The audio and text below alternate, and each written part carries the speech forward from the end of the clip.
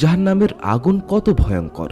রাসূল সাল্লাল্লাহু আলাইহি সাল্লাম বলেছেন, দুনিয়ার আগুন জাহান্নামের আগুনের ৭০ ভাগের ১ ভাগ। সহিহ বুখারী।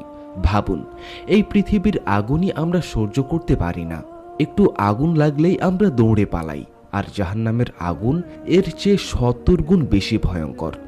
আরও একটি হাদিসে এসেছে, এই আগুন ১০০০ বছর জ্বালানো হয়েছে যতক্ষণ না তা লাল হয়, তারপর আবার ১০০০ বছর যতক্ষণ না তা সাদা হয়, তারপর আবার ১০০০ বছর যতক্ষণ না তা কালো হয়ে যায়।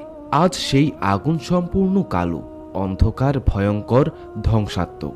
রাসূল সাল্লাল্লাহু আলাইহি সাল্লাম বলেছেন, একটি পাথর জাহান্নামে নিক্ষেপ করলে ৭০ বছর পড়তে থাকে, তবুও নিচে পৌঁছায় না।